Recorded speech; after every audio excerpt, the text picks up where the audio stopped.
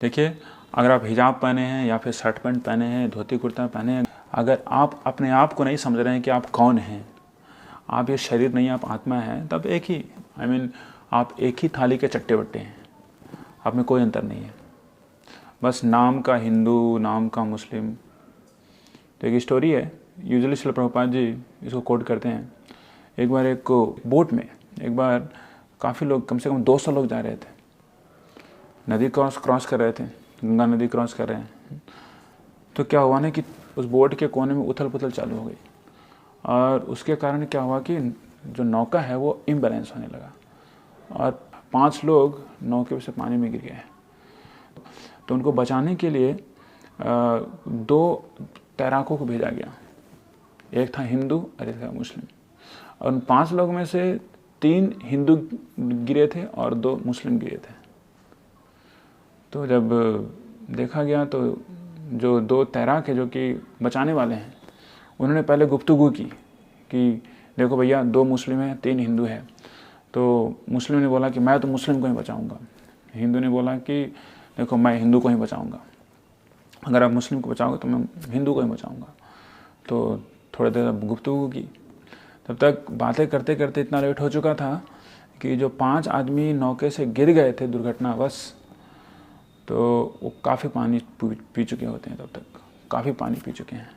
और उसके कारण जब वो पहुंचते हैं उनके यहाँ तक, तो प्राय वो शरीर छोड़ चुके होते हैं। तो मुस्लिम ने देखा कि अरे, हमारे तो ये जो मुस्लिम भाई तो शरीर छोड़ दिया इन्होंने, शरीर छोड़ दिया मतलब कि मर गए हैं। तो सोचा कि चलो इनके जो कपड़े हैं उसको मैं निकाल कर आता हूँ।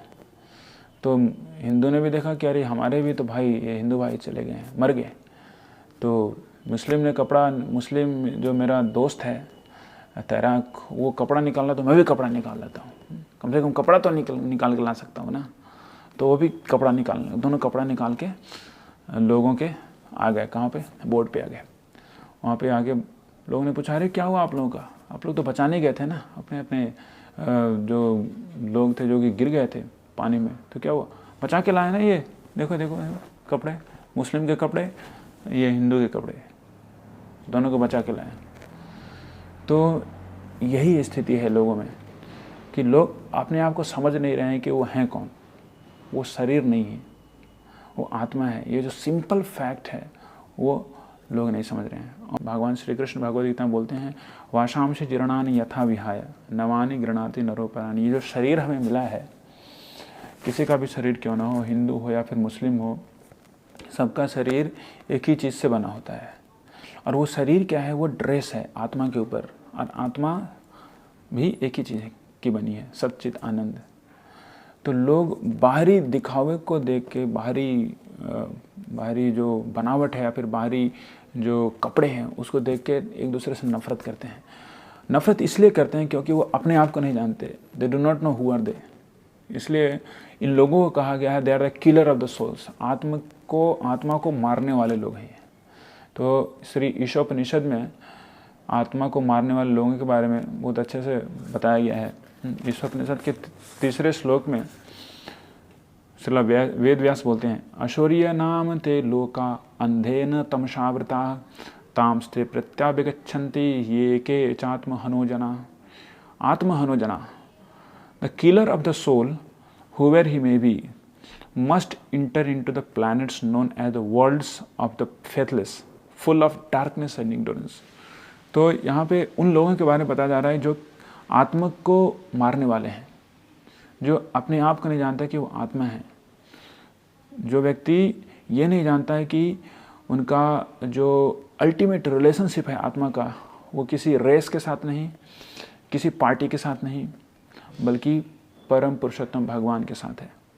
जो अपने आप को आत्मा नहीं समझते हैं, शरीर समझते हैं, और इस तरीके से शरीर समझ के न जाने कितने सारे जीवों को दुख देते हैं, ऐसे लोगों को कहा गया है आत्महा या पशु ना। तो ऐसे लोगों की क्या स्थिति, क्या डेस्टिनेशन होती है? एक ही डेस्टिनेशन होती है, वो अंधतमा प्रविशन्ति, अंधकार और अज्ञानता से भरे हुए लोक में उनका गमन होता है। तो अंधकार और अज्ञानता से भरा हुआ लोग, मतलब स्पीसीज किसी भी जगह पे जा सकते हैं। तो जैसे जो सियार लोग होते हैं, सियार श्रीगाल लोग, फॉक्स, वो रात में अंधकार में हुआ करते हैं, वो हमेशा छुप के रहते हैं।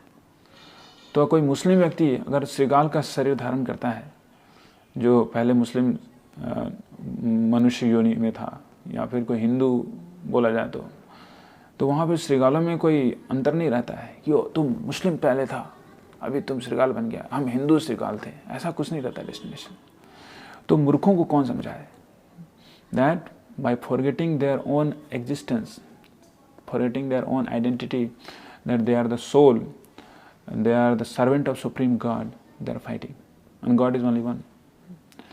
So there is a great responsibility for educational institutions to teach these people, to teach common masses, common जो जनता है उसको समझाएं, उनको बताएं कि साइंस ऑफ सोल क्या है, जो कि इतने अच्छे से श्रील प्रभुपाद जी ने अपनी किताबों में इसकी चर्चा की है।